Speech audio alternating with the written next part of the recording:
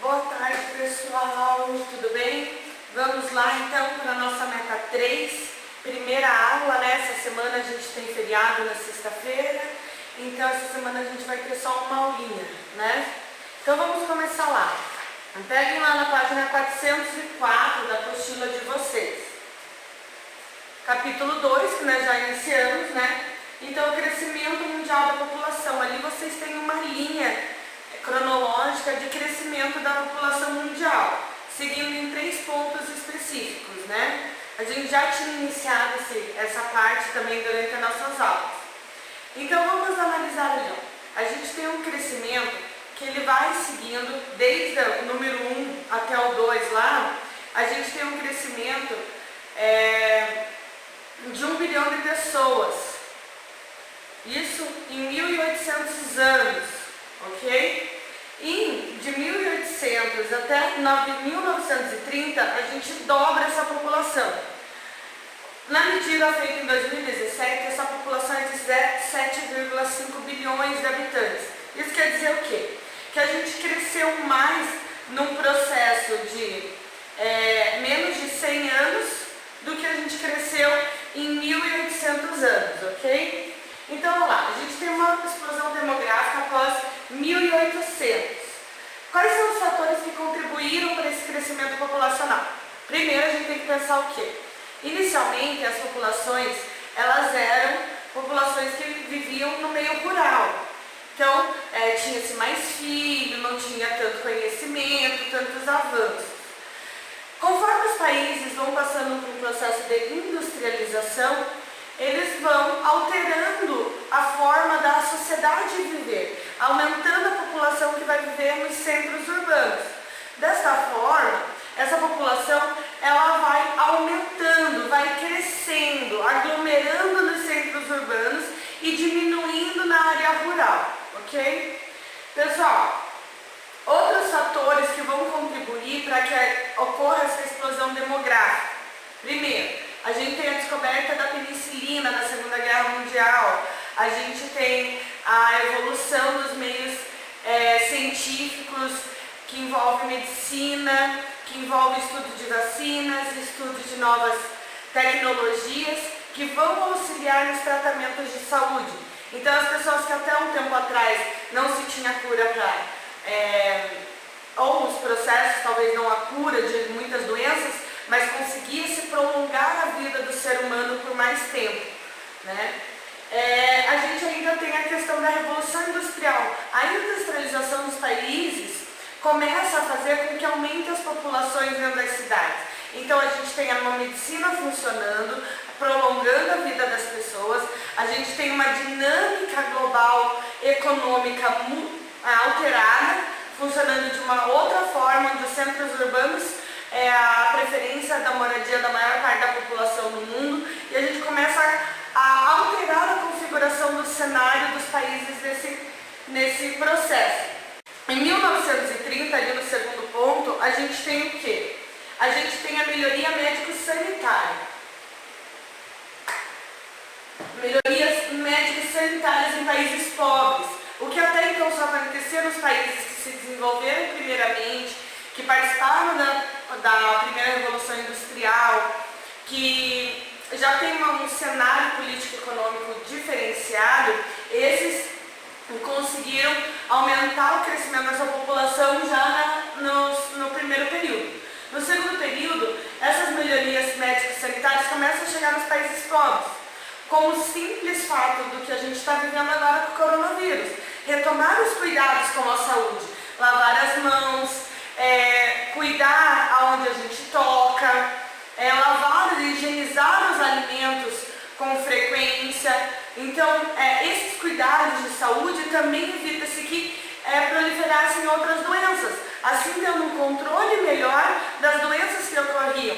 Porque se a gente for pensar, antes dos avanços nos países mais pobres, a gente ainda tem isso muito característico até mesmo no Brasil, mas é muito marcado na África, pessoas morrendo por fome, morrendo por gripes. Então esses países eles estão suscetíveis a que a população diminua. E quando a gente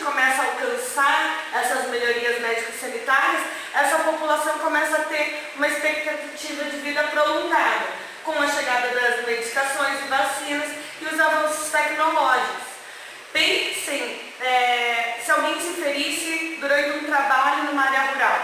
Dependendo do corte, ele poderia levar à morte dessa pessoa.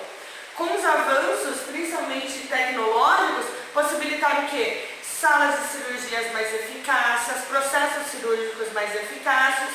E como isso vai evoluindo, com o tempo, essa demanda também vai chegando nos países mais pobres. Em 2017, 7,5 bilhões de habitantes. A partir de 2017, a gente começa a perceber o quê? Uma leve diminuição da natalidade. Como a gente já tinha conversado, existem alguns países, como países da Europa, que estão ficando com a população envelhecida. Quer dizer o quê? Que a sua pirâmide está invertida. Isso que a gente vai ver logo mais à frente.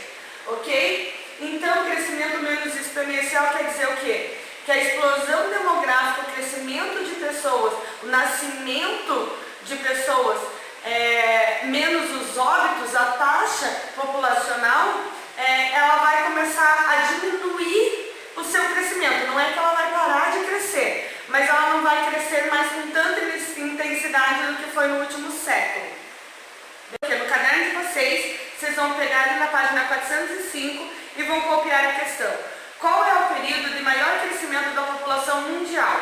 Converse com seus colegas. Então vocês vão copiar essa questão no caderno e vão respondê-la. A gente já tinha feito ela em sala, né? Então a gente tem o quê? Um crescimento populacional muito grande em 1950, um pouquinho antes de 1960 ali, né? O que leva? O que faz com que essa população comece a crescer? Então, nessa apresentação no mundo, olhem lá, principalmente a melhoria médico-sanitária, medicação, vacinas e os avanços tecnológicos. E tudo isso chegando nos países menos desenvolvidos. Vamos lá, pessoal, bora, página 406. População mundial ainda cresce, mas em ritmo diferente. É o que a gente tinha visto ali no gráfico anterior. A população mundial, ela continua crescendo. As pessoas continuam tendo filho. A diferença é o quê? Essa forma, esse crescimento abrupto, muito rápido, ele está diminuindo. Tem alguns fatores que vão fazer essa redução. Primeiro, processos de urbanização e industrialização. As pessoas ficam mais tempo no trabalho, têm agindo no seu meio de trabalho dentro da indústria. Isso faz com que as pessoas também usem a taxa de natalidade, mais tempo trabalhando, mais tempo fora de casa, tá? Outras questões que a gente já tinha conversado também. A custo de vida. Hoje em dia, para você ter um filho, não é barato. Tem alimentação, educação, saúde, vestimenta, tênis, lazer, infinitos custos no dia a dia de uma pessoa. Quando o casal se junta e resolve ter um filho, esse custo vai aumentar. Desde que vocês não podem esquecer que dentro desses custos estão o quê? Energia, consumo de água, consumo elétrico, consumo de internet, tá? Planos de TV, assistência, né? Qualquer coisa que cause uma despesa para essa família. Então, as famílias estão se preocupando cada vez mais em ter um planejamento familiar. Saber o quanto eu ganho, qual é o meu orçamento disponível, quais os meus planos, quais as minhas metas. Se eu quero comprar um carro zero ano que vem, eu tenho que planejar a forma de eu adquirir esse dinheiro ou como eu vou pagar esse financiamento. Isso tudo se chama planejamento familiar. É o ato daquela família parar e se planejar. Muitas famílias, quando optam por ter o segundo filho, elas já fizeram um planejamento familiar, inserindo essa segunda criança, esse segundo filho, para que ele caiba no orçamento.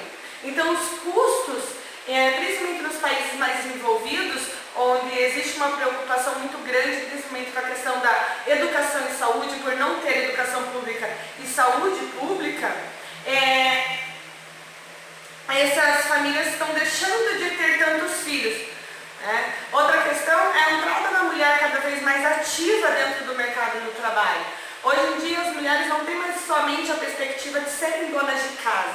Elas também fazem o quê? Elas também vão estar atuando no mercado do trabalho, tendo menos tempo para se dedicar à casa e querendo avançar, ser autônomas por si só antes de ter os seus filhos. Querem ter uma profissão, querem ter uma carreira, uma estabilidade financeira. Então todos esses são meios que auxiliam. Outro lá, os meios contraceptivos, tá? Todos eles, desde o uso de camisinha, da pílula anticoncepcional, das injeções de anticoncepcional, questão do DIU, todos aqueles meios que auxiliam na prevenção de se engravidar. Muitas vezes até quando as mulheres ainda são muito jovens e acaba atrapalhando nos estudos, no trabalho. Porém, a gente tem, né, as características em alguns países da África e da Ásia que eles fogem do padrão, mas do comum ao que está acontecendo no restante do mundo. A gente tem a China e a Índia com mais de 1 bilhão de habitantes no seu território. Nós temos a região da Somália, Serra Leoa, na África, com grande explosão demográfica. Até mesmo por quê? Porque muitas vezes os meios contraceptivos não chegam, a mulher não consegue se inserir no trabalho,